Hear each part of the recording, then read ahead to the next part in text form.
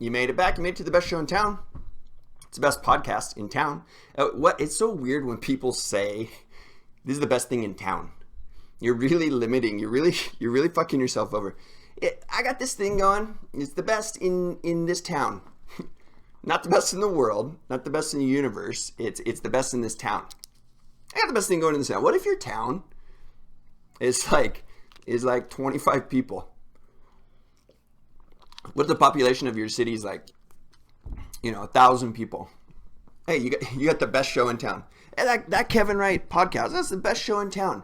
A very small town. There's plenty of room for everybody.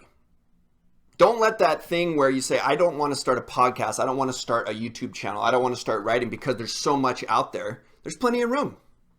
There's a big enough market. There's plenty of room for everyone to go do something, to do something interesting. And if it makes you happy and you feel it and it kind of gives you a great hobby and some therapy, helps you work through your shit, go fucking do it. There's plenty of room for everybody. There's room for more podcasts, even though podcasts are one of the fastest growing forms of media. YouTube channel is one of the fastest growing forms of media. There's plenty of room for you. Go do it. Maybe one of the things that you love is expressing your fashion on your body, expressing your art and the beauty in your heart through clothing. I want to wear this shirt and show off my creativity. I want to wear these crazy fucking pants, these beautiful shoes. I want to get into fashion and expression. What a beautiful hobby. Maybe that was stifled in a past relationship. Start doing it right now, and you will watch the hurts from that past relationship fade away. Maybe you think you have to dress a certain way in the culture that you're in. Maybe you're in a cowboy town and you want to dress like a city person. Maybe you're in a city town and you want to dress like a cowgirl. Go fucking do it. Start being you and start doing the things you love, and you will see the hurts of the past shed and fall away.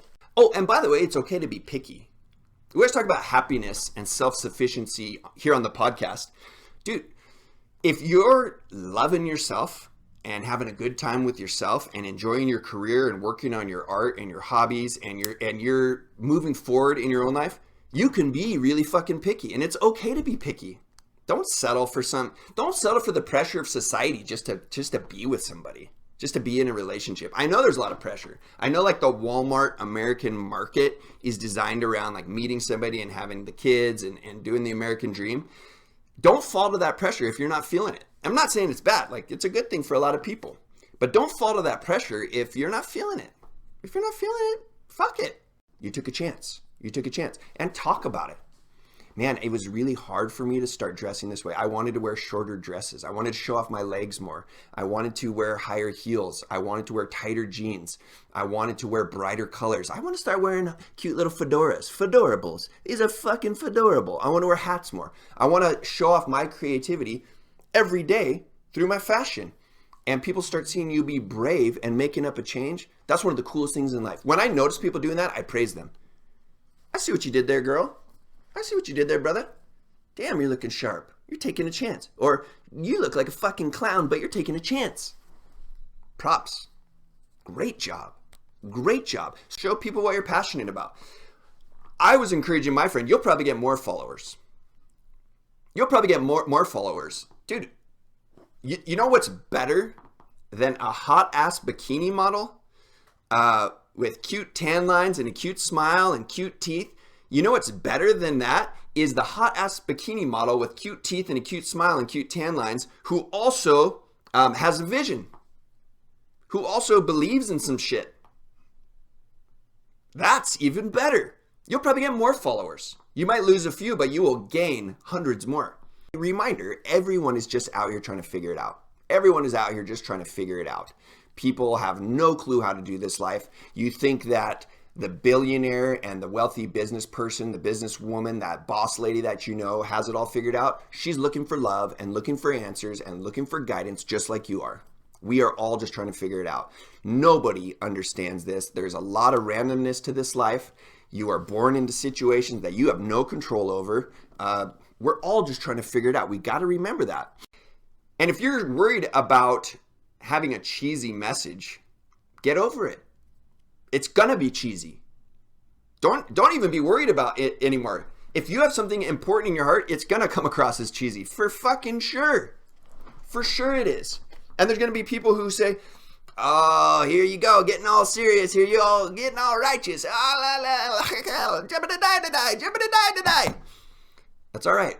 The best hobby in life that I've discovered is working on you. You know, bring that up in a conversation at the bar with your friends. Hey, what hobbies are you into? Dude, I love the snowboard. I shred, bro.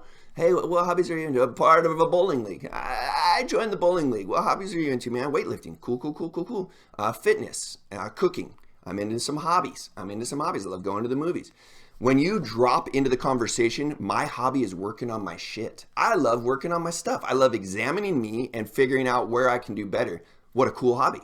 What a cool hobby. When you focus on that hobby, that bullshit hobby of wanting revenge against the person who hurt you, that bullshit hobby of wanting revenge against your parents, against that mean friend, all that sheds away because you're starting to work on you. I call it the art of learning to not give a fuck because it's an art. A lot of people say, hey, just don't give a fuck what other people, but that's not that easy. It's easier said than done. It's an art form in learning to not give a fuck and learning to trust your instinct and learning to do you and not be motivated by the acceptance of other people. You know, obviously resentment gets even worse when there's abuse and toxicity in a relationship and things get really fucked. Yeah, of course resentment builds up, but it's there even in good relationships. Man, I didn't realize it, but I had resentment in my heart because sometimes we resent each other for being awesome. God damn it, I got jealous. Why are you so happy? Why don't you get depressed like me? Why don't you experience anxiety like me? How are you able to get through stressful situations? How are you able to do that? Resentment happens when people are doing great things, when people are living right. This woman, she did this thing in her pictures where I guess there's these apps where you can make your eyes bigger. You can augment the size of your eyes and make, you know, having bigger eyes is apparently really attractive. And she made her eyes really huge. And I thought something was up in her picture, but it looked kind of cool. And when I met her in life, she had these really tiny eyes. And no offense, tiny-eyed lady, I still thought you were pretty. You just had tiny eyes. Everything we do in life, everything we talk about, everything we do at work, everything we do with our family, everything we do financially, everything we do food-wise, everything we do drink-wise, vacation, the way we spend our time, we are either consciously or subconsciously hoping to move toward happiness.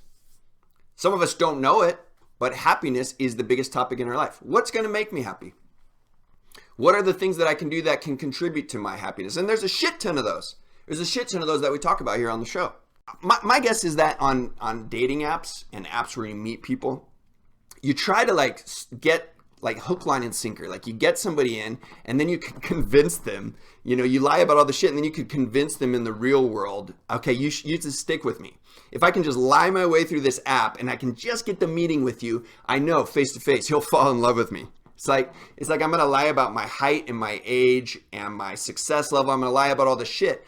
And when you see me, you're going to be really disappointed for a few minutes, but I can win you back. I can win you back. I don't know what the fuck. You know, like you're sitting in class next to someone who you have a crush on.